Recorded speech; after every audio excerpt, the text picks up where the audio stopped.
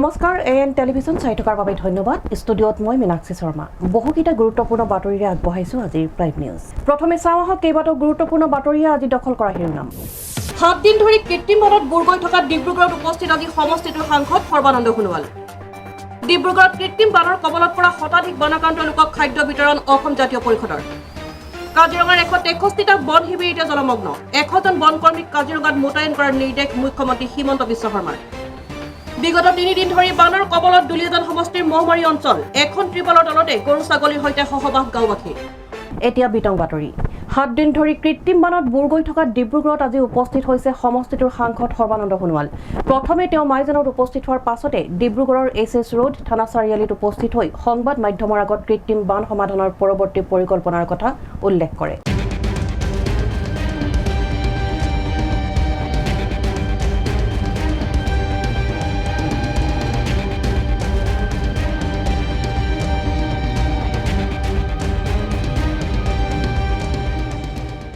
7 দিন ধৰি কৃত্ৰিম বানত বুৰ গৈ থকা ডিব্ৰুগড়ত উপস্থিত সমষ্টিটোৰ সাংসদ সৰ্বানন্দ সোণোৱাল।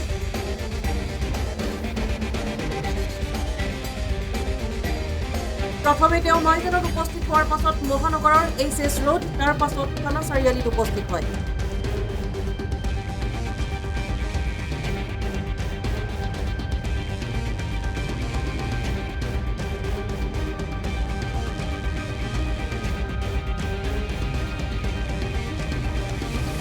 সংবাদ মাধ্যমৰ আগত তেওঁ কৃত্ৰিম বান সমাধানৰ পৰৱৰ্তী পৰিকল্পনাৰ কথা উল্লেখ কৰে।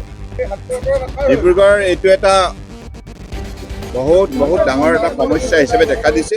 গতিকে ভৱিষ্যতৰ দিনত এইখন চহৰৰ বাসিন্দাক সকাহ দিবৰ বাবে নিশ্চিতভাৱে বিজ্ঞানসন্মতভাৱে ইয়াৰ ড্ৰেইনেজ ব্যৱস্থাটো ঠিক কৰিব লাগিব। এতিয়া বৰ্তমান যিটো ড্ৰেইনেজ ব্যৱস্থা আছে, এই ড্ৰেইনেজ ব্যৱস্থাটোৱে সময়মতে ডিব্ৰুগড়ত জমা হোৱা পানী ব্ৰহ্মপুত্ৰত পেলাব পৰা নাই, চেঁচা নদীটো পেলাব পৰা নাই। ইয়াত নিশ্চিতভাৱে বহু ত্ৰুটি বিচ্যুতি আছে। অৰিজিনেলি ড্ৰেইনটো বহলে আৰু যিমান দ, সেই আকাৰটো বিভিন্ন ঠাইত বাধাগ্ৰস্ত হৈছে। আৰু ইয়াৰ স্থানীয় বিধায়ক প্ৰশান্ত ফুকন ডাঙৰীয়াও কৈছে, আমাৰ উপায়ুক্ত কৰি ডাঙৰীয়াও কৈছে, আৰু আমাৰ মেয়ৰ চুকত পাত্ৰ ডাঙৰীয়াও মোক জনাইছে যে ডিব্ৰুগড় চহৰত এই কথাবিলাক তেখেতসকলে যেতিয়া বিভিন্ন ঠাইলৈ গৈছে, এই সমস্যাটো তেখেতসকলে প্ৰত্যক্ষ কৰিছে। আৰু এনেধৰণে ডিব্ৰুগড় চহৰখনক কৃত্ৰিম বানৰ পৰা ৰক্ষা কৰিব নোৱাৰি। গতিকে ভৱিষ্যতৰ দিনত কম্পিটেণ্ট ইনষ্টিটিউচনৰ যোগেদি এই গোটেই লেণ্ডস্কেপটো অধ্যয়ন কৰি পেলাই, লেণ্ডস্কেপ যিটো, এই লেণ্ডস্কেপটো ডিব্ৰুগড় চহৰ অধ্যয়ন কৰি বিজ্ঞানসন্মতভাৱে তেখেতসকলৰ পৰামৰ্শ লৈ ভৱিষ্যতৰ দিনত ড্ৰেইনেজ ব্যৱস্থাটো ঠিক কৰিব লাগিব। আৰু যাতে চহৰখনে কৃত্ৰিম বানৰ পৰা পৰিত্ৰাণ পায়, ইয়াৰ ব্যৱস্থা কৰিব লাগিব। ৰাজ্য চৰকাৰৰ সৈতে ইতিমধ্যে ডক্টৰ হিমন্ত বিশ্ব শৰ্মা ডাঙৰীয়া, মুখ্যমন্ত্ৰী আৰু মুখ্য সচিব ৰবি কুটাৰ সৈতেও মই যোৱা 3 দিন ধৰি আলাপ আলোচনাত মিলিত হৈছোঁ, টেলিফোন যোগে। পাৰ্লিয়ামেণ্ট চলি থকাৰ কাৰণে আজি পাৰ্লিয়ামেণ্ট শেষ হোৱা নাই, আজি অন্ত পৰিব। গতিকে তথাপিও ৰাইজৰ অৱস্থাটো মই যেতিয়া তেখেতসকলৰ মুখে গম পালোঁ, উপায়ুক্ত 2গৰাকী মোৰ তিনিচুকীয়া আৰু ডিব্ৰুগড় তেখেতসকলে জনাই আছে, আৰু সঘনাই বিধায়কসকলৰ লগতো কথা বতৰা চলি আছে। ডিব্ৰুগড় চহৰৰ লগতে গোটেই ডিব্ৰুগড় লোকসভা সমষ্টি, একেবাৰে মাৰ্ঘেৰিটা, আপোনাৰ মাকুম, তিনিচুকীয়া, চাবুৱা লাহোৱাল, দুলিয়াজান, নাহৰকটীয়া, টিংখাং, খোৱাং, ডিব্ৰুগড়, এই সকলোবিলাক ঠাইত, ডিগবৈ, একোটা অঞ্চলত এনেধৰণে মানে বানপানীৰ ফলত বহু লোক ক্ষতিগ্ৰস্ত হৈছে। সামগ্ৰিকভাৱে সমগ্ৰ অসমতে আজি কেইবাখন জিলাও এই ক্ষেত্ৰত ক্ষতিগ্ৰস্ত হৈছে। লক্ষ লক্ষ লোকে আজি এই বানপানীৰ সময়ত বিভিন্ন আশ্ৰয় শিবিৰত থাকিব লগা হৈছে। গতিকে ৰাজ্য চৰকাৰৰ তৰফৰ পৰা যৎপূৰ্ণাস্তি তেখেতসকলক সাহায্য ব্যৱস্থা তেখেতসকলৰ বাবে ইতিমধ্যে গ্ৰহণ কৰিছে। গতিকে মই ভাবোঁ যে এই সমস্যাটোৰ ক্ষেত্ৰত নিশ্চিতভাৱে আগন্তুক দিনত কেন্দ্ৰীয় আৰু ৰাজ্য চৰকাৰ যৌথভাৱে মিলি বিভিন্ন ঠাইত এনেধৰণে অধ্যয়ন কৰি পেলাই এই সমস্যা স্থায়ী সমাধানৰ আমি পদক্ষেপ ল'ব লাগিব। আৰু গতিকে আপোনালোকে যিহেতুকে যোৱা কেইবাটাও দিন ইয়াৰ স্থানীয় সাংবাদিক হিচাপে আপোনালোকে যিখিনি ৰাইজৰ হৈ কাম কৰিছে তাৰ বাবে মই ধন্যবাদ দিছোঁ। আৰু এটা কথা ঠিক, মই আমাৰ পৌৰ নিগমৰ মেয়ৰ আৰু লগতে বিধায়কগৰাকীক মই অনুৰোধ জনাইছোঁ, এই বানপানী কৃত্ৰিম বানৰ পৰা পৰিত্ৰাণ পোৱাৰ লগে লগে এখন নাগৰিক সভা কৰিব লাগে। ডিব্ৰুগড় চহৰৰ সকলো জ্যেষ্ঠ নাগৰিকক, সকলো সম্প্ৰদায় আৰু সকলো দলৰ সংগঠনৰ লোকক আমি আমন্ত্ৰণ জনাব লাগে। আৰু সকলোৰে মাজত বৰ্তমান এই পৰিস্থিতিৰ বাবে তেখেতসকলৰ সন্মুখত গোটেই প্ৰতিবেদনখন দাঙি ধৰিব লাগে। কি কি সমস্যা আমি দেখিলোঁ, ক'ত ক'ত পানী যাওঁতে বাধা হৈছে, ড্ৰেইনটোৰ অৱস্থা কি, প্ৰকৃতাৰ্থত যিটো পৰিকল্পনা লৈ পেলাই ড্ৰেইনটো নিৰ্মাণ প্ৰক্ৰিয়া আৰম্ভ হৈছিল তাত কেনেধৰণে ক'ত ক'ত বাধা হ'ল। আৰু এই ক্ষেত্ৰত নিশ্চিতভাৱে ৰাইজে কিন্তু সহায় কৰিব লাগিব। ডিব্ৰুগড়ৰ ৰাইজে এটা শক্তিশালী মতামত দিব লাগিব, আৰু তেতিয়াহ'লে ভৱিষ্যতৰ দিনত ইয়াৰ জনপ্ৰতিনিধিয়ে কাম কৰিব পাৰিব। গতিকে সেইকাৰণে মই ভাবোঁ যে আগন্তুক দিনত এইখন ঐতিহ্যমণ্ডিত চহৰক, এই চহৰৰ বাসিন্দাসকলক এই কৃত্ৰিম বানৰ পৰা ৰক্ষা কৰিব লগা হ'লে তেনেধৰণৰ আমি এটা ব্যৱস্থাৰ মাজে আগবাঢ়িব লাগিব। আৰু মই আপোনালোকৰ সহযোগিতা বিচাৰিছোঁ। টেঙাখাটতো আপুনি হাতীবন্ধাত যেনেধৰণে মথাউৰি ভাঙিছে, তাৰ ফলত মোক বিধায়ক তেৰজ বৰলা ডাঙৰীয়াও জনাইছে, বহুকেইখন গাঁও, 25খনতকৈ অধিক গাঁও ক্ষতিগ্ৰস্ত হৈছে। গতিকে ঠিক তেনেধৰণে খোৱাঙতো আজি ভাবিব নোৱাৰাকৈ পোনপ্ৰথমবাৰৰ বাবে সৰ্বকালৰ বোলে আটাইতকৈ বেছি ভয়ংকৰ এইটো বানপানী হৈছে খোৱাং। ডিব্ৰুগড়ৰ পৰা আইনুল আৰু সুবোধ পাছৱানৰ সহযোগত জয় ইছলামৰ ৰিপৰ্ট, AN টেলিভিজন। ডিব্ৰুগড়ত কৃত্ৰিম বানৰ কবলত পৰা শতাধিক বানাক্ৰান্ত লোকক খাদ্য বিতৰণ অজাপৰ সভাপতি লুৰিণজ্যোতি গগৈসহ দলে চহৰখনৰ কেইবা ঠাই পৰিদৰ্শন কৰি চৰকাৰক তোলাধনা লুৰিণজ্যোতি গগৈ। ডিব্ৰুগড়ত হোৱা কৃত্ৰিম বানৰ বুজ লোৱাৰ লগতে বানপীড়িতসকলক সাহায্য প্ৰদান কৰিলে অসম জাতীয় পৰিষদে। কৃত্ৰিম বানৰ কবলত পৰা বানপীড়িতসকলক খাদ্য বিতৰণ কৰিলে লুৰিণজ্যোতি গগৈয়ে। লুৰিণজ্যোতি গগৈক সহযোগ কৰিলে স্থানীয় বহু যুৱকে। সাহায্য প্ৰদান কৰি চৰকাৰক তোলাধনা লুৰিণজ্যোতি গগৈ। সমগ্ৰ অসমত বান পৰিস্থিতি এটা ভয়াৱহ ৰূপ ধাৰণ কৰিছে। আপোনালোকে সকলোৱে দেখিছে, শেহতীয়াকৈ হোৱা নেৰানেপেৰা বৰষুণৰ ফলত ব্ৰহ্মপুত্ৰ আৰু ইয়াৰ উপনৈৰ বাঢ়নি পানীয়ে চাৰিওফালে বিস্তৃত এলেকা প্লাবিত কৰিছে আৰু বহু পৰিয়াল এই বানপানীৰ ফলত আক্ৰান্ত হৈছে। এতিয়া বিভিন্ন ঠাইত আমি দেখিছোঁ যে অস্থায়ী শিবিৰ পাতিব লগা হৈছে। আজিও বহু খবৰ আহি আছে, বিভিন্ন বান্ধ ভাঙিছে, ৰিং বান্ধ ভঙাৰ খবৰ আমাৰ মাজলৈ আহিছে। গতিকে তেনেকুৱা এটা সময়ত আমি চৰকাৰৰ ওচৰত আহ্বান জনাইছোঁ যে চৰকাৰে যুদ্ধকালীনভাৱে উদ্ধাৰ অভিযান চলাব লাগে। দুৰ্গত ৰাইজৰ সহায় সহযোগিতা আগবঢ়াব পৰাকৈ তেওঁলোকে টোল ফ্ৰী নাম্বাৰ দি তেওঁলোকৰ খোৱা বোৱাৰ ব্যৱস্থা, তেওঁলোকৰ থকাৰ ব্যৱস্থা, স্বাস্থ্য, বিশেষকৈ শিশুসকলৰ স্বাস্থ্য আৰু তেওঁলোকৰ খোৱা বোৱাৰ যতন, তেওঁলোকৰ শিশু খাদ্যৰ বিশেষ ব্যৱস্থা গ্ৰহণ কৰিবৰ কাৰণে চৰকাৰে ব্যৱস্থা গ্ৰহণ কৰিব লাগে। এই ঐতিহাসিক ডিব্ৰুগড় চহৰতো আমি দেখিছোঁ যে ইয়াত ভয়াৱহ বানপানীয়ে গোটেই চহৰখন আক্ৰান্ত কৰিছে আৰু কৃত্ৰিম বানপানীয়ে এটা ভয়াৱহ ৰূপ এই ডিব্ৰুগড়ত আমি ধাৰণ কৰা দেখিবলৈ পাইছোঁ। অতি অপৰিকল্পিতভাৱে তেওঁ যিটো নলা নৰ্দমাৰ ব্যৱস্থা কৰিলে, তাৰ ফলত আমি দেখিছোঁ যে এতিয়া ব্ৰহ্মপুত্ৰৰ বুকুৰ পানী স্তৰটো নমাৰ পাছতো ইয়াৰ পৰা চহৰখনৰ পৰা পানী ওলাই যোৱা নাই। তাৰ মানে এই প্ৰশাসন বা চৰকাৰে এতিয়া বৰ্তমান যিগৰাকী সাংসদ ইয়াৰ পৰা প্ৰতিনিধিত্ব কৰিছে, তেওঁ এই ডিব্ৰুগড় চহৰ প্ৰতিনিধিত্ব কৰি অসমৰ মুখ্যমন্ত্ৰী হৈছিল। কিন্তু ঐতিহাসিক ডিব্ৰুগড় চহৰখনৰ এই কৃত্ৰিম বানপানীৰ সমস্যা, ইয়াৰ নলা নৰ্দমাৰ সমস্যা, ইয়াৰ পানী নিষ্কাশনৰ যিটো ব্যৱস্থা এতিয়া অতি সুপৰিকল্পিতভাৱে কৰিব লাগিছিল, বিজ্ঞানসন্মতভাৱে কৰিব লাগিছিল, এইটো কৰাত চূড়ান্তভাৱে ব্যৰ্থ হোৱা আমি দেখিবলৈ পাইছোঁ। আৰু যাৰ ফলত আজি ডিব্ৰুগড় চহৰৰ ৰাইজে জীয়াতু ভুগিব লগা হৈছে। গতিকে আজি ডিব্ৰুগড় চহৰৰ বিভিন্ন প্ৰান্তৰ মানুহলৈ আহিছোঁ। আমি আমাৰ দলৰ তৰফৰ পৰা, এই অঞ্চলৰ ৰাইজৰ তৰফৰ পৰা আমি খাদ্যৰ যোগান ধৰিবলৈ চেষ্টা কৰিছোঁ, মাত দিছোঁ। কিন্তু আমাৰ এই ক্ষেত্ৰত প্ৰশাসনৰ, চৰকাৰৰ সংশ্লিষ্ট কৰ্তৃপক্ষ বা বিভাগীয় মন্ত্ৰীৰ তেওঁলোকৰ দায়িত্ব অধিক বেছি আছে। তেওঁলোকে এই ক্ষেত্ৰত অতি সোনকালে যাতে ব্যৱস্থা গ্ৰহণ কৰে। এতিয়াও আজিও যিবোৰ অঞ্চল প্লাবিত হৈ আছে, বিশেষকৈ চহৰৰ মাজমজিয়াত, এইবোৰ কেনেকৈ উলিয়াই পঠাব পাৰি তাৰ কাৰণে বিশেষ ব্যৱস্থা গ্ৰহণ কৰিব লাগে।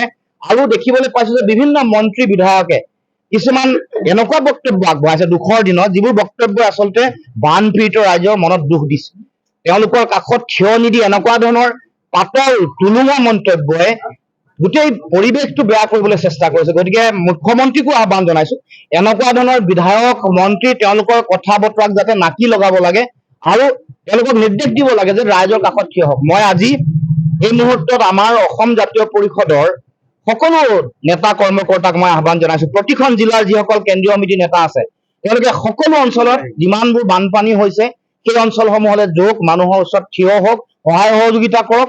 দলৰ সকলো পৰ্যায়ৰ কেন্দ্ৰীয় সমিতিৰ, জিলা সমিতি, সমষ্টি সমিতি, পঞ্চায়ত সমিতি, বুথ, ৱাৰ্ড, তৃণমূল পৰ্যায়ৰ কৰ্মকৰ্তা, আমাৰ দলৰ যিসকল জাতীয় সেৱক আছে সকলোৱে বানপীড়িত ৰাইজৰ ওচৰলৈ গৈ উদ্ধাৰ অভিযানত নামক, সহায় সহযোগিতা কৰক। পাৰ্য মানে খাদ্য পাতি যোগান ধৰক, পশু খাদ্য, শিশু খাদ্য যোগান ধৰক আৰু দৰৱ পাতি যোগান ধৰাৰ ব্যৱস্থা কৰক। অতি আচৰিত কথা, বানপানী হোৱাৰ সময়ত তাৰ আগে আগে জিঅ' বেগৰ ব্যৱস্থা কৰে, ঠিক বানপানী হোৱাৰ আগে অত দিনে যেতিয়া খৰালি হৈ থাকে, শুকান সময়, বানপানী নিয়ন্ত্ৰণ কৰিবৰ কাৰণে যিটো পৰিকল্পিত বিজ্ঞানসন্মত আধুনিক মাথাউৰি যিটো দৰকাৰ, সেই মাথাউৰি নিৰ্মাণ কৰিবৰ কাৰণে বা বহু দিনৰ আগত যিসমূহ মাথাউৰি নিৰ্মাণ হৈছিল যাৰ আয়ুসকাল টুকি গৈছে, সেইবোৰ পুনৰ নিৰ্মাণৰ ব্যৱস্থা চৰকাৰে নকৰে।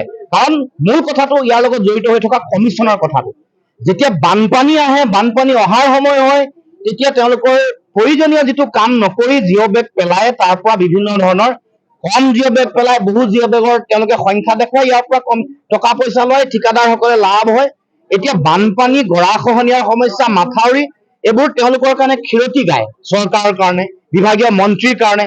এই দুৰ্গত মানুহৰ চকু পানীয়ে তেওঁলোকক কেতিয়াও বুকুত খুন্দা মৰা নাই, কেতিয়াও আক্ৰান্ত কৰা নাই। গতিকে আমি দিল্লীকো আহ্বান জনাইছিলো যে বান, গৰাখহনীয়া সমস্যা অসমৰ কাৰণে ভয়াৱহ সমস্যা। আমাৰ মানুহৰ, অসমৰ যিটো অৰ্থনীতিৰ ভেটি এইটো ভাঙি কুঙা কৰিছে। আমাৰ মানুহ আটাইতকৈ বেছি আক্ৰান্ত হৈছে। ভাৰতবৰ্ষৰ সকলো ৰাজ্য যদি একেলগে যোগো কৰে, অকল অসমত বানপানীত ক্ষতিগ্ৰস্ত হোৱা মানুহৰ সংখ্যা বেছি, জীৱন হেৰুওৱা মানুহৰ সংখ্যা বেছি, গৰাখহনীয়া যিমান মাটি নদীৰ বুকুত জাহ যায় সেইটো সংখ্যা সমগ্ৰ ভাৰতবৰ্ষৰ সকলো ৰাজ্য যোগ লগালেও বেছি। গতিকে বান, গৰাখহনীয়া সমস্যা ৰাষ্ট্ৰীয় সমস্যা হিচাপে ঘোষণা কৰিব লাগে। এতিয়া যিসকল সাংসদ ইয়াৰ পৰা গৈছে, ৰাজ্যসভাৰ সাংসদ, লোকসভাৰ সাংসদ, এতিয়া ছেছন চলিব, তেওঁলোকক কৈছো যে বান, গৰাখহনীয়া অসমৰ সমস্যা ৰাষ্ট্ৰীয় সমস্যা বুলি ঘোষণা কৰি বিশেষ পেকেজ দি আধুনিক পৃথিৱীৰ উন্নত যিটো বিজ্ঞান প্ৰযুক্তি, যিটো প্ৰযুক্তিগত প্ৰযুক্তিৰ প্ৰয়োগ কৰি যাতে এইটো সমস্যা স্থায়ী সমাধান হয়। ব্ৰহ্মপুত্ৰ বানপানী, গৰাখহনীয়া অসমৰ মানুহৰ, অসমীয়া মানুহৰ চকুলো যাতে হৈ নাথাকে, নদীৰ পানী যাতে আমাৰ কাৰণে সম্পদ হয়, তাৰ কাৰণে চৰকাৰে ব্যৱস্থা গ্ৰহণ কৰে। উল্লেখ্য যে চহৰখনৰ কেইবাঠাই পৰিদৰ্শন কৰি পাঁচআলি অঞ্চলৰ বানাক্ৰান্তসকলক খাদ্য বিতৰণ কৰি সাহায্য আগবঢ়ায় অজাপৰ সভাপতি লুৰিণজ্যোতি গগৈসহ দলে। এই খাদ্য বিতৰণ কাৰ্যসূচীত পাঁচআলিৰ স্থানীয় যুৱকসকলে সম্পূৰ্ণভাৱে সহযোগিতা আগবঢ়োৱা পৰিলক্ষিত হয়। প্ৰায় ৫ শতাধিক বানাক্ৰান্ত লোকক সাহায্য প্ৰদান কৰা অসম জাতীয় পৰিষদৰ এই কাৰ্যসূচীত দলৰ বহু নেতা কৰ্মীয়ে অংশগ্ৰহণ কৰাৰো পৰিলক্ষিত হয়। আজি আপোনালোকে দেখিব পাৰিছে যে আমাৰ পাঁচআলি অঞ্চলৰ যিমানখিনি আমাৰ যুৱকসকল আছে, লগতে আমাৰ ডাঙৰ যিসকল আছে জ্যেষ্ঠ, যেনেকে আমাৰ মতুল্লা খান ডাঙৰীয়া আছে, আকবৰ খান ডাঙৰীয়া আছে, লগতে আমাৰ আকৰম খান ডাঙৰীয়া আছে, লগতে আমাৰ সহায় দান বৰঙণি আগবঢ়াইছে আমাৰ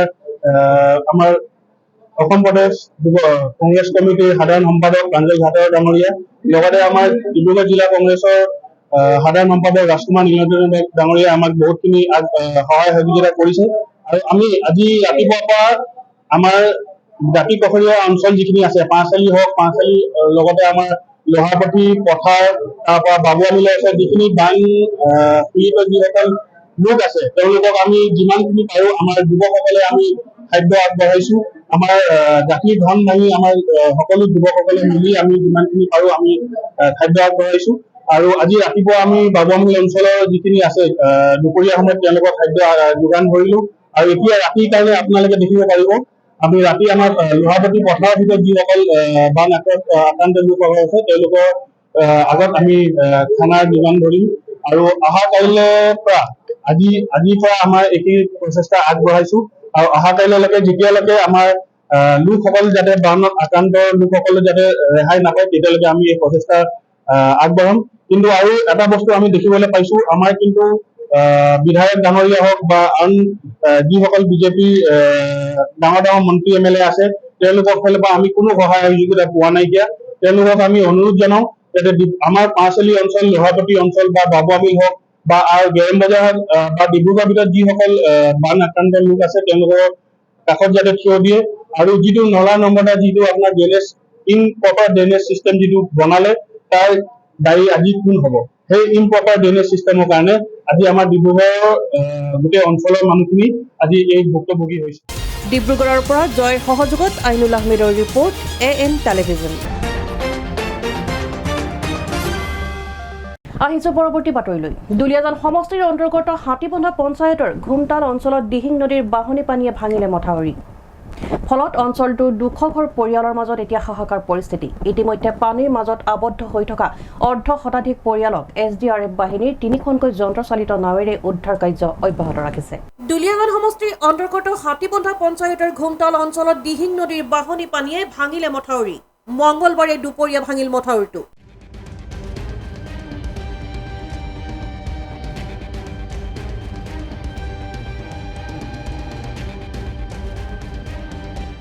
অঞ্চলটোৰ 200 ঘৰ পৰিয়ালৰ মাজত এতিয়া হাহাকাৰ পৰিস্থিতি। পানীৰ মাজত আবদ্ধ এতিয়া বহুকেইটা পৰিয়াল। জলমগ্ন হ'ব পাৰে টেঙাখাট তথা লাহোৱাল। টেঙাখাটৰ দিশে হুৰাহুৰে সোমাইছে দিহিং নদীৰ বাঢ়নী পানী। মথাউৰিটোৰ ছিগাৰ ফলত হাতীবন্ধা, নখঙীয়া, বঙালীগাঁও আৰু ঘুমতাল অঞ্চল সম্পূৰ্ণৰূপে প্লাবিত হৈ পৰিছে।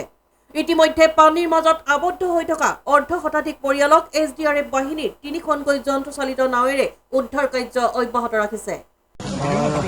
যোৱা কেইবাদিন ধৰি নেৰানেপেৰা বৰষুণৰ ফলত আমাৰ বুঢ়ীদিহিং নদীৰ এনেপাৰ্কেৰে পানী বাঢ়িছে আৰু যোৱাকালিৰ পৰা যদিও পানী বাঢ়িছে কিন্তু আজি এটা মৰ্মান্তিক ঘটনা ঘটিছে টেঙাখাট অঞ্চলৰ হাতীবন্ধা গাঁও পঞ্চায়তৰ ঘুমতাল অঞ্চলত মথাউৰি ভঙাৰ ফলত প্ৰায় 50 মিটাৰ দীঘল এটা মথাউৰি ভাঙি যোৱাত কেইবাখনো গাঁও ইতিমধ্যে প্লাবিত হৈছে আৰু দেখিছে কেইবাটা ঘৰত বহুকেইগৰাকী পৰিয়াল এতিয়াও তাত আবদ্ধ হৈ আছে। প্ৰায় 12:30মান বজাত এই মথাউৰি ভঙাৰ পিছত মই খবৰ পাইছোঁ। মই প্ৰায় 2টামান বজাত আহি পাইছোঁ। মই সকলোকে ইনফৰ্ম কৰিছোঁ। ডিষ্ট্ৰিক্ট কমিশ্যনাৰ অলপ আগত আহি গৈছে, কেন্দ্ৰীয় মন্ত্ৰী সৰ্বানন্দ সোণোৱাল ডাঙৰীয়াক জনাইছোঁ আৰু SDRFৰ 2টা বাহিনী এতিয়া আহিছে। ইতিমধ্যে তেওঁলোকে উদ্ধাৰ অভিযান আৰম্ভ কৰিছে। প্ৰথম উদ্ধাৰ অভিযান ইতিমধ্যে সফল হৈছে আৰু 2টা নাও ইতিমধ্যে মাজলৈ সোমাই গৈছে। মই আশা ৰাখিছোঁ অতি সোনকালে সকলো পৰিয়ালক সন্ধ্যা হোৱাৰ আগে আগে যাতে আমি উদ্ধাৰ কৰিব পাৰোঁ। যিসকল পৰিয়াল ইতিমধ্যে ক্ষতিগ্ৰস্ত হৈছে, যিসকল ঘৰত পানী সোমাই গৈছে তেওঁলোকক আমি টেঙাখাট কলেজলৈ ৰিলিফ কেম্প বনাইছোঁ। তাত সকলোকে যাবলৈ অনুৰোধ জনাইছোঁ। আমাৰ চাৰ্কুল অফিচাৰকে ধৰি গাঁওবুঢ়া, গাঁও প্ৰধান মণ্ডলসকলক আমি এই কামত নিয়োজিত কৰিছোঁ আৰু ৰিলিফৰ কাৰণে সকলো ব্যৱস্থা গ্ৰহণ কৰা হৈছে। মই আশা ৰাখিছোঁ যে প্ৰাকৃতিক দুৰ্যোগৰ সময়ত সকলো ৰাইজ একেলগে সহযোগ হৈ আমি ইয়াৰ বিৰুদ্ধে যুঁজিব লাগিব। যিসকল দুৰ্ঘটনা পীড়িত ৰাইজ আছে, ক্ষতিগ্ৰস্ত আছে, তেওঁলোকে যাতে উদ্ধাৰ কৰিব পাৰোঁ, তেওঁলোকক সহায় কৰিব পাৰোঁ। তাৰ কাৰণে মই বিধায়ক হিচাপে ইয়াত ষ্টেণ্ড বাই আছোঁ আৰু মই আজি নিশ্চিত কৰিছোঁ যেতিয়ালৈকে মোৰ এই আবদ্ধ হোৱা মানুহখিনি যেতিয়ালৈকে উদ্ধাৰ নহয় তেতিয়ালৈকে মই ইয়াতে থাকিম। আৰু সেইকাৰণে মই ডিষ্ট্ৰিক্ট কমিশ্যনাৰক এজন স্পেচিয়েল এডিশ্যনেল কমিশ্যনাৰ পঠিয়াব কৈছোঁ। তেওঁ যাতে গোটেই কথাখিনি নিৰীক্ষণ কৰি গভৰ্ণমেণ্টৰ লগত যোগাযোগ থাকে। ইতিমধ্যে আমাৰ ডাইজেষ্টাৰ মিনিষ্টাৰ যোগেন মোহনৰ লগত টেলিফোনিক বাৰ্তা হৈছে। তেওঁ ছাফিচিয়েণ্ট ছাপৰ্ট দিবৰ কাৰণে মুখ্যমন্ত্ৰী ডাঙৰীয়াক অনুৰোধ জনাইছে আৰু সকলো সহযোগ আগবঢ়াব বুলি কৈছে। আৰু মই ভাবোঁ সৰ্বানন্দ সোণোৱাল ডাঙৰীয়া এতিয়ালৈকে 3বাৰমান ফোন কৰিছে। মই ভাবোঁ তেওঁ দিল্লীৰ পৰা প্ৰধানমন্ত্ৰীক এই গোটেই কথাখিনি অসমত বান পৰিস্থিতি জনাইছে আৰু মই আশা ৰাখিছোঁ যে এই দুৰ্যোগ আমি একেলগে যুঁজিম আৰু আমি সফল হ'ম। কি হৈছে, কেনেকুৱা ধৰণৰ? এটা মথাউৰি ইয়াতে ব্ৰিজ হৈছে আৰু ব্ৰিজ হোৱাৰ কাৰণে পানী যেতিয়া সোমাই আহিছে আৰু তাৰপিছত ব্ৰিজৰ অলপ এক্সপেনশ্যনো হৈছিল। চ' এই গোটেই অঞ্চলটোত পানী সোমাইছে। পানী সোমোৱাৰ পিছত ৰাইজ তাৰ পৰা ওলাই গৈছিল, কিন্তু এতিয়া আমি ৰেস্কিউ অপাৰেশ্যনো কৰি আছোঁ। SDRFৰ টীম আহি পাইছে, তেওঁলোক এতিয়া আৰম্ভ কৰিছে। এতিয়া গাঁৱৰ পাব্লিকে কোৱা মতে চব মানুহ অলমষ্ট ওলালে, কিন্তু তেখেতলোকৰ 10-12জনমান মানুহ ফচি আছে এতিয়া। চ' আমি গোটেইটো যাতে একদম কম্বিং কৰি উলিয়াব পাৰে, কোনো এজন ব্যক্তি যাতে ফচি নাথাকে, সেইটো আমাৰ ফাৰ্ষ্ট এফৰ্ট। ছেকেণ্ডলি যিসকল মানুহ ঘৰত পানী সোমাইছে তেখেতলোক ওলাই আহিছে, তেখেতলোকৰ কাৰণে আমি টেঙাখাট কলেজত ৰিলিফ চেণ্টাৰ এটা কৰা হৈছে। তালৈ শ্বিফ্ট কৰা হ'ব আৰু গোটেইখিনি ব্যৱস্থা লোৱা হ'ব। এৰেঞ্জমেণ্ট যি কৰা হ'ব লাগে কৰিব লাগে সেইখিনি কৰা হ'ব। পোষ্ট ফ্লাড যেতিয়া অলপ পানী কমিব তেতিয়া আমি গোটেই কিমান ডেমেজ হৈছে সেই এছেছমেণ্টখিনি কৰা হ'ব। লগতে ব্ৰহ্মপুত্ৰৰ যিহেতু পানী ফল হৈ আছে এতিয়া, যোৱাকালি ৰাতিৰ পৰা এতিয়ালৈকে অলমষ্ট 30 চেণ্টিমিটাৰতকৈ বেছি পানী কমিছে। লগতে বুঢ়ীদিহিঙৰ মাৰ্ঘেৰিটা বা আপাৰ ষ্টেজত গোটেইখিনি পানী এতিয়া ফলিং ট্ৰেণ্ডত আছে। চ' আমি ভাবিছোঁ আমি অলপ সকাহ পাম, কিন্তু সেইটোলৈ ৰৈ নাথাকি গোটেইখিনি এৰেঞ্জমেণ্টছ কৰা হৈছে। লগতে ইয়াতে যিহেতু ব্ৰিজ হৈ গৈছিল, আমি NDRF আৰু ইণ্ডিয়ান আৰ্মিকো অলৰেডি ৰিকুৱেশ্যন কৰা হৈছে, তেখেতলোকো আহি পাব। কিন্তু ইয়াৰ লগতে আশে পাশে যদি আৰু ক'ৰবাত অসুবিধা আছে তেখেতলোকে আমাক সেইখিনি সহায় কৰি ৰেস্কিউ কৰিব। ইয়াৰ আগত দেখিছোঁ যে বহুত মানে ঠাইত মথাউৰিত মানে আপোনাৰ পানী বেৰি আছে, এই নাম কি কৈছে ইয়াৰ আগত? সেই বইলিংখিনি হৈ আছে বিভিন্ন ঠাইত আৰু ৱাটাৰ ৰিচোৰ্চ ডিপাৰ্টমেণ্টৰ গোটেই টিমটো গোটেই ৰাতি কাম কৰিছে। খোৱাঙৰ পৰা আৰম্ভ কৰি সেইটো ছাইডতো বহুতখিনি হৈছিল। নাহৰকটীয়া মই ৰাতিপুৱাৰ পৰা সেইটো জোনতে আছোঁ চ' তেখেতলোকে বিভিন্ন লোকেশ্যনত ব্যৱস্থা লৈছে, টিংখাং হওক, নাহাৰকটীয়া হওক, খোৱাং হওক, এইটো পাৰ্টতো হওক। এইটো পাৰ্টতো আগৰ ওপৰৰ ফালে তেওঁলোকে কাম কৰিছিল, কিন্তু এইটো যিহেতু এটা দুৰ্যোগ হ'ল, এতিয়া আমি ইয়াৰ পিছতে ব্যৱস্থাখিনি লোৱা হ'ব। কিন্তু এতিয়া বইলিংবিলাকত তেওঁলোকে কণ্টিনিউৱাছ ক্ল'জ কৰিবলৈ চেষ্টা কৰি আছে। এতিয়া কিমান মানুহ এই কবলত সোমাই আছে বা বৰ্তমান উদ্ধাৰ কৰিব পৰা নাই? উদ্ধাৰ কৰিবলৈ এতিয়া গৈছে, তেখেতলোকে কোৱা মতে 12জন ব্যক্তি আছে এতিয়াও, কিন্তু কমো হ'ব পাৰে। কিন্তু সেইকাৰণে মই কৈছোঁ যে য'ত একেলগে তেখেতলোক আছে বা বেলেগ বেলেগকেও আছে, চ' তেখেতলোকক উদ্ধাৰ কৰাৰ পিছতো গোটেই গাঁওখন এবাৰ যাতে আমাৰ SDRF টিম বা NDRF টিমটোৱে ঘূৰি চায় যে ক'ৰবাত কোনোবা এজনো ব্যক্তি যাতে সোমাই নাথাকে। কাৰণ যদি তেওঁ কমিউনিকেট কৰিব পৰা নাই বা মোবাইল নাই লগত, তেতিয়াহ'লে ৰাতিটো ফচি থাকিলে বিপদজনক হ'ব পাৰে। সেইকাৰণে মই গোটেই এৰিয়াটো ছাৰ্ভে কৰি এবাৰ গোটেইখিনি চাব দিছোঁ যে কোনোবা ব্যক্তি যদি ফচি আছে তেতিয়া আমি ৰেস্কিউ কৰিব পাৰিম। দুলীয়াজানৰ পৰা Surajit Gogoi report, AN television. এইখিনিতে সময় এটি চমু বাণিজ্যিক বিৰতিৰ পাছত কেইবাটাও গুৰুত্বপূৰ্ণ বাতৰি লৈ পুনৰ উভতি আহিম। চাই থাকক AN টেলিভিজন। আপোনাৰ সপোনৰ বিয়াখন মনৰ পচন্দৰ মতে সজাই তুলিব পৰাকৈ সকলো ধৰণৰ সা সুবিধা ইয়াতে পাব। মণ্ডপ সাজ সজ্জাৰ সকলো সুবিধাৰ উপৰিও খাদ্য আৰু পুৰোহিতৰ সুবিধাও ইয়াতে পাব। গৃহলক্ষ্মী হোটেল এণ্ড বিবাহ ভৱন, খনিকৰ চাৰিআলিৰ সমীপত ৰাষ্ট্ৰীয় ঘাইপথৰ কাষতে অৱস্থিত। সকলো ধৰণৰ আধুনিক সা সুবিধা থকা হোটেল ৰুমৰ ব্যৱস্থাও আমাৰ ইয়াত আছে। আমাৰ যোগাযোগৰ ঠিকনা 9435034868 আৰু 9101314076। গৃহলক্ষ্মী হোটেল এণ্ড বিবাহ ভৱন।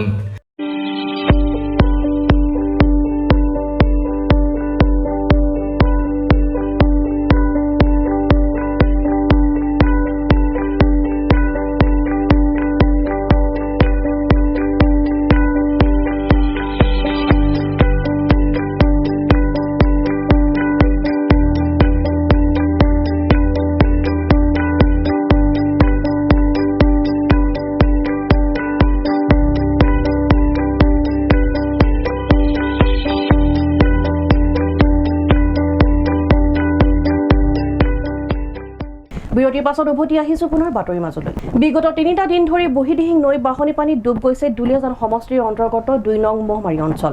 কৃষি কৰ্ম কৰি জীৱন নিৰ্বাহ কৰা অঞ্চলটোৰ প্ৰায় 40 ঘৰ লোক এতিয়া বানৰ কবলত পৰাৰ উপৰিও পানীত ডুব গৈছে অঞ্চলটোৰ বিঘাই বিঘাই শাক পাচলিৰ খেতি।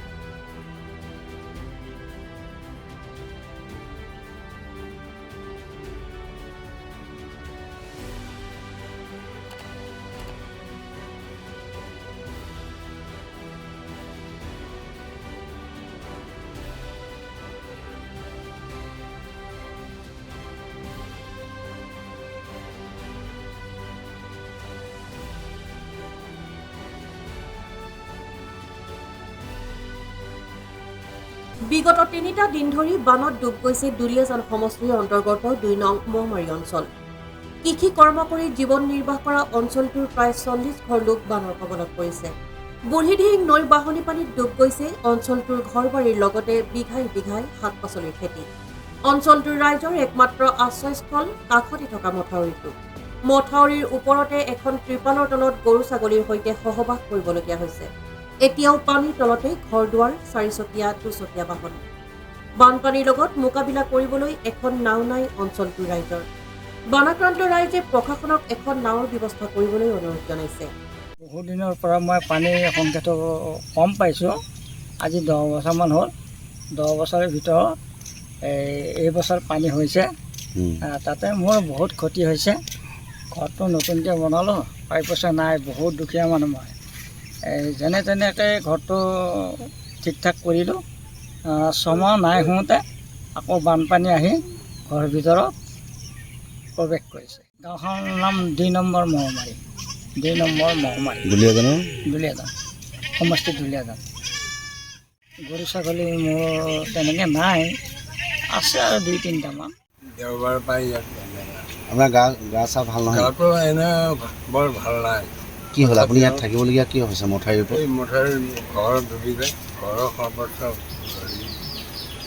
দিগদাৰি কৰিলে সেই বস্তু আইনি লৈ মাথাউৰিতে আগফালে চব বস্তু বাহানি চব উলিয়াব পাৰিলে চব মানে 3টামান বস্তু উলিয়াব পৰা নাই যেটা হ'লো প্ৰথমতে গডৰেজ এই চকেছ এটা বিচনা দুখন সেইখিনি উলিয়াব পৰা নাই বাকী প্ৰায় বস্তু উলিয়াব গভৰ্ণমেণ্টে খোৱা বোৱা বুলিবলৈ আৰু আমাৰ ৰাইজে যুৱ সংগঠনে যোগাযোগ সূত্ৰ ৰাখি আৰু কিছুমান বিশেষ ব্যক্তিয়ে সহায় সহানুভূতিত এসাঁজ দুপৰীয়া এসাঁজ ৰাতি এসাঁজ যোগান ধৰি আছে তাত যিসকলে ইয়াত বান বিধ্বস্ত লোক তেওঁলোকে আশ্ৰয় লৈছে ক্ষেত্ৰত তেওঁলোকে খাবৰ কাৰণে সুবিধা হৈছে আৰু আংশিক হিচাপে মোৰো হৈছে মোৰ পৰিয়ালটো তাতে নিয়ন্ত্ৰণ হৈ আছোঁ আৰু ইয়াত চবেই সাহাৰ্য পাইছে বুলি ধৰিছোঁ প্ৰত্যেককে কৈছেতো যে ৰাইজ আহক ইয়াতে এসাঁজ ৰাজহুৱাভাৱে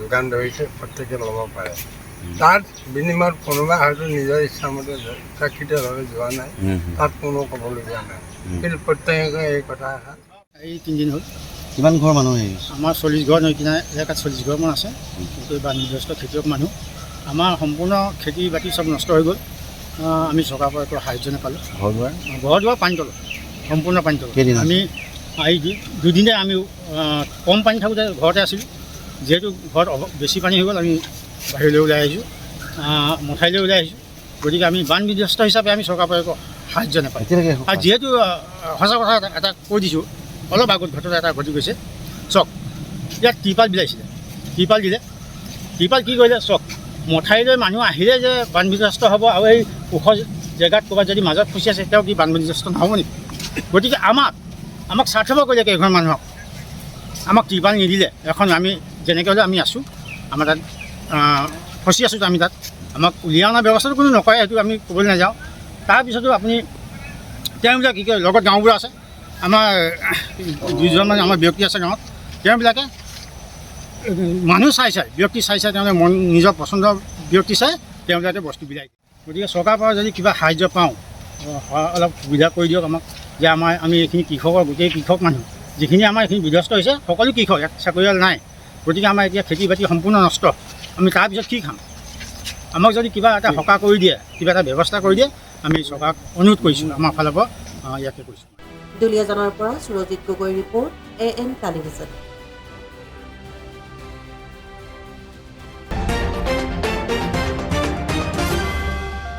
ৰাজ্যৰ অন্যান্য প্ৰান্তৰ লগতে বিশ্ব ঐতিহ্য ক্ষেত্ৰ হিচাপে পৰিচিত কাজিৰঙাৰ মুঠ 163টা বন শিবিৰ এতিয়া জলমগ্ন বান পৰিস্থিতিৰ বুজ ল'বলৈ মঙলবাৰে মুখ্যমন্ত্ৰী ডক্টৰ হিমন্ত বিশ্ব শৰ্মাৰ ৰাষ্ট্ৰীয় উদ্যানখনত উপস্থিত হৈ উদ্যানখনৰ কৰ্তৃপক্ষৰ সৈতে কাজিৰঙাৰ সামগ্ৰিক পৰিস্থিতিৰ বুজ লোৱাৰ লগতে এই ক্ষেত্ৰত সকলো ধৰণৰ ব্যৱস্থা গ্ৰহণ কৰিবলৈ নিৰ্দেশ প্ৰদান কৰিছে ৰাজ্যৰ অন্যান্য প্ৰান্তৰ লগতে কাজিৰঙা ৰাষ্ট্ৰীয় উদ্যানো বানপানীৰ কবলত বিশ্ব ঐতিহ্য ক্ষেত্ৰ হিচাপে পৰিচিত কাজিৰঙাৰ মুঠ 163টা বন শিবিৰ এতিয়া জলমগ্ন এনে পৰিস্থিতিত উদ্যানখনৰ ভিতৰভাগৰ 9টাকৈ বন শিবিৰৰ বন কৰ্মীক অন্য স্থানলৈ স্থানান্তৰ কৰা হৈছে ৰাষ্ট্ৰীয় উদ্যানখনত ভূমিৰ অভাৱত এতিয়া কাৰ্বি পাহাৰলৈ ঢাপলি মেলিছে বন্য জীৱসমূহে তথ্য অনুসৰি এই পৰ্যন্ত ৰাষ্ট্ৰীয় উদ্যানখনত এটা গড়ৰ পোৱালিৰ লগতে অন্যান্য 4টা বন্যপ্ৰাণীৰ মৃত্যু হৈছে ৰাষ্ট্ৰীয় উদ্যানখনত সকলো ধৰণৰ পৰিস্থিতিৰ সৈতে মোকাবিলা কৰিবলৈ সাজু হৈ আছে NDRF বাহিনীৰ লগতে পশু চিকিৎসকৰ দল কাজিৰঙাত সৃষ্টি হোৱা এনে পৰিস্থিতিৰ মাজতে বান পৰিস্থিতিৰ বুজ ল'বলৈ মঙলবাৰে মুখ্যমন্ত্ৰী ডক্টৰ হিমন্ত বিশ্ব শৰ্মা উপস্থিত হয় ৰাষ্ট্ৰীয় উদ্যানখনত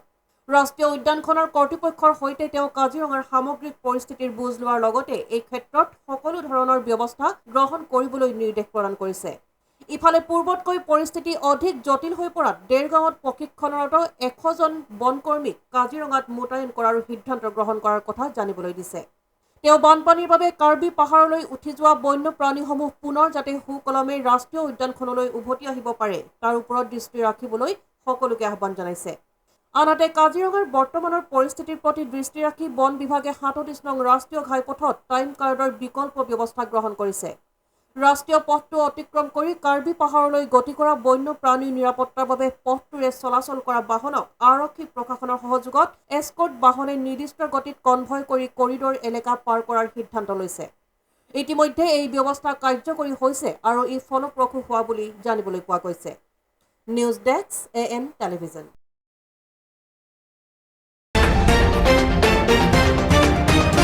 শেহতীয়াকৈ সমগ্ৰ ৰাজ্যখনতে হোৱা নেৰানেপেৰা বৰষুণৰ ফলত পৰ্বতজোৰাত কৃত্ৰিম বানৰ তাণ্ডৱ টিপকাই গৌৰাং নদীৰ বাঢ়নী পানীয়ে বগৰীবাৰী ১৭ নং ৰাষ্ট্ৰীয় ঘাইপথৰ পৰা ঐতিহাসিক মা মহামায়া মন্দিৰলৈ যোৱা ৰাস্তাত একাঠু পানী হোৱাত এতিয়া ভক্তবৃন্দৰ নৰক সদৃশ যাতায়াত ব্যৱস্থা পৰ্বতজোৰাত কৃত্ৰিম বানৰ তাণ্ডৱ বগৰীবাৰী ১৭ নং ৰাষ্ট্ৰীয় ঘাইপথৰ পৰা ঐতিহাসিক মা মহামায়া মন্দিৰলৈ যোৱা ৰাস্তাত একাঠু পানী মা মহামায়া মন্দিৰলৈ ভক্তবৃন্দৰ নৰক সদৃশ যাতায়াত ব্যৱস্থা দৃষ্টি আকৰ্ষণ কৰিবনে BTRC প্ৰমোদ বড়ো চৰকাৰৰ লগতে মহকুমা আয়ুক্ত দেৱজ্যোতি গগৈ শেহতীয়াকৈ সমগ্ৰ ৰাজ্যখনতে কেইপক্ষেক ধৰি নেৰানেপেৰা বৰষুণৰ ফলত টিপকাই গৌৰাং নদীত বাঢ়নী পানীয়ে নাজল নাথল কৰি থকাৰ সময়তে BTR কোকৰাঝাৰ জিলাৰ পৰ্বতজোৰা মহকুমাৰ বগৰীবাৰীৰ ঐতিহাসিক মা মহামায়া মন্দিৰলৈ যোৱা ৰাস্তাত আকৌ কৃত্ৰিম বানপানীয়ে বুৰাই পেলাইছে এতিয়া মহামায়া মন্দিৰৰ ভক্তবৃন্দৰ লগতে দুখনকৈ কলেজৰ ছাত্ৰ ছাত্ৰীৰ যাতায়াতত এক প্ৰকাৰ ব্যাহত হৈ পৰিছে খাদ্য সংকটত পৰিছে মহামায়া মন্দিৰৰ কপিকুলবোৰো মুঠৰ ওপৰত অবৰ্ণনীয় আৰু অকল্পনীয় পৰিৱেশে বিৰাজ কৰিছে বগৰীবাৰীৰ মহামায়া অঞ্চলত ইফালে কৃত্ৰিম মানে মহামায়া খালনীত ৪টাকৈ পুৰণি মাতৃ শালগছ উভালি পৰিছে সেয়েহে মহামায়া ১৭ নং ৰাষ্ট্ৰীয় ঘাইপথৰ পৰা মহামায়া মন্দিৰ সংযোগী পকী ৰাস্তা তৎকালীনভাৱে জনসাধাৰণৰ যাতায়াতত সুচল কৰি দিবলৈ BTRC প্ৰমোদ বড়ো চৰকাৰৰ লগতে পৰ্বতজোৰা মহকুমা আয়ুক্ত দেৱজ্যোতি গগৈক ৰাইজে দাবী উত্থাপন কৰিছে আজি আমাৰ যেটো ১৭ নং ৰাষ্ট্ৰীয় ঘাইপথৰ সংলগ্ন আমাৰ মহামায়া মন্দিৰ এই মহামায়া মন্দিৰ আমাৰ নামনি অসমৰ লেখত ল'বলগীয়া মন্দিৰ আৰু এই মন্দিৰত অকল নামনি অসমৰ পৰাও নহয় সমগ্ৰ ভাৰতবৰ্ষৰ পৰা ইয়াত তীৰ্থযাত্ৰী আহে আজি চাওক আপোনালোকে দেখিব পাৰিছে আজি যেটো আমাৰ মহামায়া যেটো গেট তৰণৰ লগত যেটো আমাৰ মহামায়া মন্দিৰলৈ যায় সেই ৰাস্তাৰ আজি অৱস্থা চাওক আজি কিমান দিনৰ পৰা বৰষুণ পৰিলে আজি এই অৱস্থা হয় আৰু বিশেষকৈ মানে ইয়াত পানীখিনি ওলাই যোৱাৰ নিচিনা কোনো ব্যৱস্থা নাই ইয়াৰ কোনো ড্ৰেইনৰ ব্যৱস্থা নাই যিয়ে নহওক মই আপোনালোকৰ চেনেলৰ জৰিয়তে মই অসম চৰকাৰৰ লগতে BTC চৰকাৰক মই আহ্বান জনাম অনুৰোধ জনাম অনতিপলমে ইয়াৰ এটা সুব্যৱস্থা কৰে আৰু এটা উল্লেখযোগ্য কথা আমাৰ এই ওচৰতে আমাৰ দুখনকৈ কলেজ আছে জুনিয়ৰ কলেজ আৰু ডিগ্ৰী কলেজ আছে ইয়াত বহুতো ছাত্ৰ ছাত্ৰী ইয়াত মানে অধ্যয়নৰত আৰু ইয়াতে কলেজত পঢ়িব যায় বিশেষকৈ ছোৱালীবিলাকৰ মানে ছাত্ৰীবিলাকৰ বিশেষ অসুবিধা হয় আৰু ইয়াত ধৰক এইখন মেইন যেটো ৰাস্তাত ইয়াত আমাৰ প্ৰশাসনীয় মুৰব্বীসকলেও যোৱা অহা কৰে যিয়ে নহওক মই অনুৰোধ জনাম যে অনতিপলমে ইয়াৰ এটা সুব্যৱস্থা কৰিলে আমাৰ ৰাইজ তথা তীৰ্থযাত্ৰীসকলৰ লগতে আমাৰ ছাত্ৰ ছাত্ৰীসকল উপকৃত হ'ব বুলি মই ব্যুৰো ৰিপৰ্ট AN টেলিভিজন এইখিনিতে সময় এটি পুনৰ চমু বাণিজ্যিক বিৰতিৰ পাছত কেইবাটাও গুৰুত্বপূৰ্ণ বাতৰিলৈ পুনৰ উভতি আহিম চাই থাকক AN টেলিভিজন আপোনাৰ সপোনৰ বিয়াখন মনৰ পচন্দৰ মতে সজাই তুলিব পৰাকৈ সকলো ধৰণৰ সা-সুবিধা ইয়াতে পাব মণ্ডপ সাজ-সজ্জাৰ সকলো সুবিধাৰ উপৰিও খাদ্য আৰু পুৰোহিতৰ সুবিধাও ইয়াতে পাব গৃহলক্ষ্মী হোটেল এণ্ড বিবাহ ভৱন খনিকৰ চাৰিআলিৰ সমীপত ৰাষ্ট্ৰীয় ঘাইপথৰ কাষতে অৱস্থিত সকলো ধৰণৰ আধুনিক সা-সুবিধা থকা হোটেল ৰুমৰ ব্যৱস্থাও আমাৰ ইয়াত আছে আমাৰ যোগাযোগৰ ঠিকনা 9435034868 আৰু 9101314076 গৃহলক্ষ্মী হোটেল এণ্ড বিবাহ ভৱন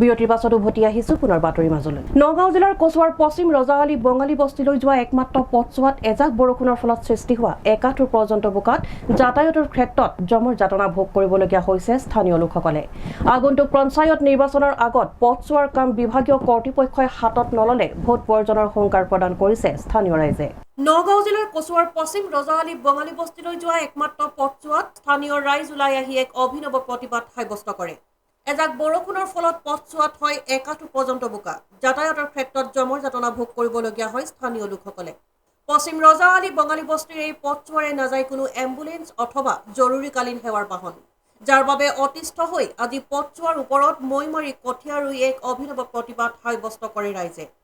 ৰহা সমষ্টিৰ বিধায়ক শশীকান্ত দাস বা নগাঁৱৰ সাংসদ প্ৰদ্যুৎ বৰদলৈয়ে কেৱল ভোটৰ সময়ত কথাৰ ফুলজাৰি মাৰি অহাৰ গুৰুতৰ অভিযোগ উত্থাপন কৰি আগন্তুক পঞ্চায়ত নিৰ্বাচনৰ আগত পথছোৱাৰ কাম বিভাগীয় কৰ্তৃপক্ষই হাতত নললে ভোট বৰ্জনৰ হুংকাৰ প্ৰদান কৰিছে স্থানীয় ৰাইজে।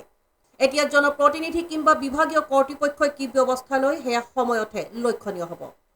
এই ৰজালি গাঁওখনৰ যে ৰাস্তাৰ পৰিস্থিতি 2-3 দিন বৰষুণ হ'লে এই পৰিস্থিতি এনেকুৱা হয়, স্কুল কলেজত ল'ৰা ছোৱালী যাব নোৱাৰে আৰু ইমাৰ্জেঞ্চি জৰুৰীকালীন সেৱা গাড়ী সোমাবই নোৱাৰে। ৰাস্তাটো এনেকুৱা পৰিস্থিতিত আছে যে কিবা ডেলিভাৰী মহিলা মানুহ এটা লৈ যাবলৈ হ'লে কান্ধত কৰিহে নিব লাগিব, নহ'লে ঠেলাত বহাইহে নিব লাগিব 2জনে ধৰি 3জনে ধৰি। তো সেইকাৰণে এই ৰাস্তাটো মানে যদি এই আগন্তুক পঞ্চায়ত ইলেকশ্যনৰ আৰম্ভ হোৱাৰ আগতে যদি কামটো হাতত নলয় তেনেহ'লে আমি পঞ্চায়তৰ ইলেকশ্যনটো বৰ্জন কৰিম। আমাৰ ৰাস্তা যেনেকুৱা আছে তেনেকৈয়ে থাকক। আপোনালোকে অফিচত যোৰহাটত বহি থাকিব, আমাৰ প্ৰদ্যুৎ বৰদলৈ ডাঙৰীয়া ইফালে ইলেকশ্যন হোৱাৰ পিছত আগতে বহুত আহে, ইয়াৰ পিছত ইলেকশ্যন হৈ যোৱাৰ পিছত ৰিজাল্ট হৈ গ'ল, এতিয়া আৰু মানুহটোক দেখা নাপাওঁ আমি। আৰু শশীকান্ত দাস ডাঙৰীয়া ঘৰতে আছে, ৰহাত আহে, সেইফালে তিনিআলিৰ পৰাই গুচি যায়গৈ। আমাৰ ৰজালি গাঁৱত ইলেকশ্যনৰ সময়ত হ'লে আহিব, ভোট লাগে, ভোট গ্ৰহণ কৰাৰ পিছত যেতিয়া ৰিজাল্ট হৈ গ'ল তেতিয়া আৰু সেই মানুহজনক দেখাই নোপোৱা হয়। আপোনালোকৰ সমষ্টি? আমাৰ সমষ্টি ৰহা সমষ্টি। লোকসভা সমষ্টি হৈছে 61 নং ৰহা, 9 নং লোকসভাৰ ৰহা সমষ্টি। নগাঁও লোকসভাৰ ৰাস্তাটো মানে আমাৰ ৰাইজে বিচাৰোঁ যে ৰাস্তাটো পঞ্চায়ত ইলেকশ্যন আৰম্ভ হোৱাৰ আগতে কামটো হাতত ল'ব লাগে। এইটো 1994 চনত এই ৰাস্তাটো একদম খেতি মাটিৰ লগত একদম প্লেন আছিলে। 1994 চনত নিৰ্মলা প্ৰেছিডেণ্ট নামৰ এজন প্ৰেছিডেণ্টে মাটিৰ কাম ইয়াতে কৰাইছিলে। তাৰ পাছত পঞ্চায়তৰ তৰফৰ পৰা আৰু ৰাবিছ কেইবাবাৰ পেলাইছে, পেলোৱাৰ পাছতো এই ৰাবিছ এতিয়া মাটিৰ তললৈ গুচি গ'ল, মানে বোকা উঠি গ'ল ওপৰত, উঠি পেলাই এনেকুৱা বোকা হৈছে যিটোৰ কাৰণে নেকি আমাৰ এই স্থানীয় ৰাইজৰ বিশেষ অসুবিধা হৈছে। এইটো আমাৰ ৰহা সমষ্টিত পৰে। আমাৰ এম এল এ ছাৰৰ তাত আমি গৈছিলোঁ, গৈ পেলাই কথাটো আলোচনা কৰিছিলোঁ। আমাৰ শশীকান্ত দাস ডাঙৰীয়া তেখেতে কৈছিলে, হয় এই পশ্চিম ৰজালি যিটো বঙালী বস্তিৰ ৰাস্তা এইটো মই বনাই দিম তেনেকুৱা বুলি কৈছিলে। এইটো আজিৰ পৰা প্ৰায় 6 বছৰ দিন হৈ যাব, বছৰ দিন হ'ব। এতিয়ালৈকে ৰাস্তাটো হোৱা নাই, খালি শুনি থাকোঁ যে ৰাস্তাটো হ'ব, খালি হ'ব। নতুন এমপি কিবা আহ্বান জনাব নেকি? আমি চৰকাৰক এটা আহ্বান এইটোৱে জনাই আছোঁ, নতুন এমপি তেখেতে আহিছে, জয়ী হৈ তেখেতক অনুৰোধ জনাইছোঁ যাতে আমাৰ ৰহা সমষ্টিৰ অন্তৰ্গত আমাৰ প্ৰদ্যুৎ বৰদলৈ ডাঙৰীয়া। Bureau report AN television. আহিছোঁ অন্য এক বাতৰিলৈ। এইবাৰ ৰাইজৰ ৰুখত পঞ্চায়ত জনপ্ৰতিনিধি। পঞ্চায়তৰ কাৰ্যকাল শেষ হোৱাৰ পাছতো চৰকাৰী আঁচনিৰ ধনৰ লোভ এৰা নাই জনপ্ৰতিনিধিয়ে। চাংচুকী গাঁও পঞ্চায়তৰ এটা পথৰ আবণ্টিত ধন তুলিবলৈ গৈ ৰাইজৰ ৰুখত পৰি জবাবদিহি হৈছে কঠীয়াতলী উন্নয়ন খণ্ডৰ এগৰাকী আঞ্চলিক পঞ্চায়তৰ সদস্যা। এইবাৰ ৰাইজৰ ৰুখত পঞ্চায়ত জনপ্ৰতিনিধি। হয়, পঞ্চায়তৰ কাৰ্যকাল শেষ হোৱাৰ পাছতো চৰকাৰী আঁচনিৰ ধনৰ লোভ এৰা নাই জনপ্ৰতিনিধিয়ে। চাংচকী গাঁও পঞ্চায়তৰ এটা পথৰ আবণ্টিত ধন তুলিবলৈ গৈ ৰাইজৰ ৰুখত পৰি জবাবদিহি হৈছে কঠীয়াতলী উন্নয়ন খণ্ডৰ এগৰাকী আঞ্চলিক পঞ্চায়তৰ সদস্যা। জানিব পৰা মতে চাংচকী আঞ্চলিক পঞ্চায়তৰ অধীনত পঞ্চায়তটোৰ 10 নং ৱাৰ্ডৰ এটা পথ নিৰ্মাণ কৰিছিল বিগত 21-22 বৰ্ষত। এনৰেগা আঁচনিৰ জৰিয়তে 8 লাখ টকা ব্যয়েৰে নিৰ্মাণ হ'ব লগা পথটোত প্ৰায় 50 হেক্টৰ মাটি পেলাই 2.50 লাখ টকা উঠাই লয় আঞ্চলিক পঞ্চায়তৰ সদস্যা কৰবী কাকতিয়ে। বোকাময় পথটোত স্থানীয় ৰাইজে গাঁঠিৰ ধন খৰচ কৰি ৰাবিছ পেলাই যাতায়াতৰ বাবে উপযোগী কৰি লয়।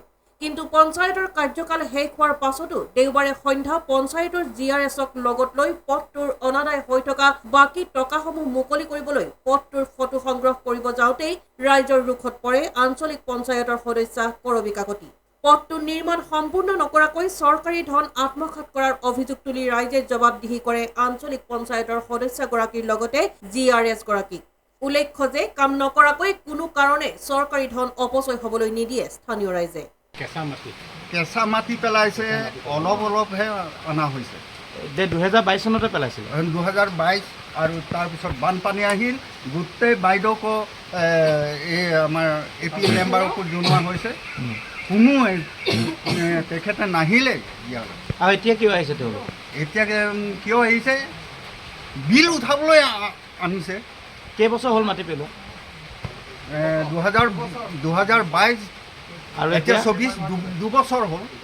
ৰাস্তাটো আপোনালোকে দেখিছে 2022 চনত মাটি 50-55 গাড়ীমান উঠালে, তাৰপিছত 22 চনত বানপানীয়ে গোটেই খহাই লৈ গ'ল। তেতিয়া বৰগাঁৱৰ ৰাইজে ধুনীয়াকৈ সুবিধাত চাং পাতি অহা যোৱা কৰা হৈছিলে।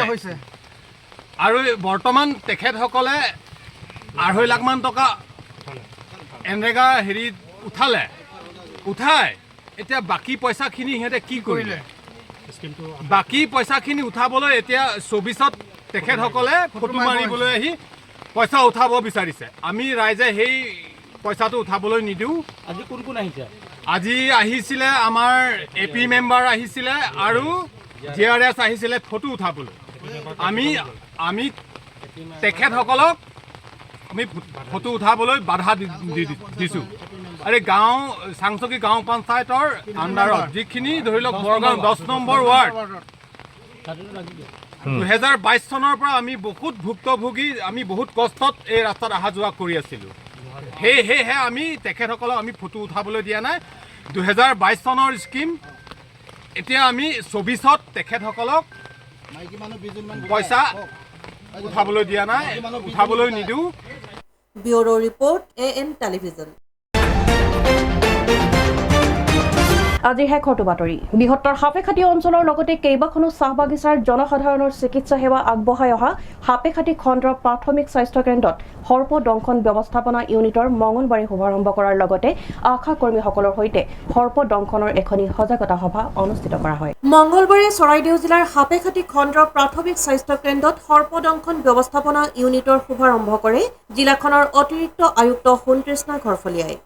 বৃহত্তৰ সাপেখাতী অঞ্চলৰ লগতে কেইবাখনো চাহ বাগিচাৰ জনসাধাৰণৰ চিকিৎসা সেৱা আগবঢ়াই অহা সাপেখাতী খণ্ডৰ প্ৰাথমিক স্বাস্থ্য কেন্দ্ৰত সৰ্পদংশন ব্যৱস্থাপনা ইউনিটৰ যোগেদি সৰ্পদংশন কৰিলে প্ৰাথমিক চিকিৎসা, এণ্টিভেনম আৰু অক্সিজেনৰ ব্যৱস্থা উপলব্ধ হ'ব। ইয়াৰ পিছতেই চৰাইদেউ জিলাৰ মুখ্য চিকিৎসা বিষয়া ডাক্তৰ কুমুদ দাসৰ সভাপতিত্বত স্বাস্থ্য কেন্দ্ৰতেই আশা কৰ্মীসকলৰ সৈতে সৰ্পদংশনৰ এখনি সজাগতা সভা অনুষ্ঠিত হয়। উক্ত অনুষ্ঠানত চিকিৎসক, নাৰ্ছ, ৰাষ্ট্ৰীয় স্বাস্থ্য মিছনৰ প্ৰতিনিধি তথা স্বাস্থ্যকৰ্মী আৰু স্থানীয় ৰাইজ উপস্থিত থাকে। Bureau report AN television. আজিৰ প্ৰাইম নিউজ ইমানেই আছিল। মীনাক্ষীক আজিলৈ ইমানতে বিদায় দিয়ক। অধিক বাতৰিৰ বাবে চাই থাকিব AN টেলিভিজন। নমস্কাৰ। আপোনাৰ সপোনৰ বিয়াখন মনৰ পচন্দৰ মতে সজাই তুলিব পৰাকৈ সকলো ধৰণৰ সা সুবিধা ইয়াতে পাব। মণ্ডপ, সাজ-সজ্জাৰ সকলো সুবিধাৰ উপৰিও খাদ্য আৰু পুৰোহিতৰ সুবিধাও ইয়াতে পাব। গৃহলক্ষ্মী হোটেল এণ্ড বিবাহ ভৱন, খনিকৰ চাৰিআলিৰ সমীপত ৰাষ্ট্ৰীয় ঘাইপথৰ কাষতে অৱস্থিত। সকলো ধৰণৰ আধুনিক সা সুবিধা থকা হোটেল ৰুমৰ ব্যৱস্থাও আমাৰ ইয়াত আছে। আমাৰ যোগাযোগৰ ঠিকনা 9435034868 আৰু 9101314076। গৃহলক্ষ্মী হোটেল এণ্ড বিবাহ ভৱন।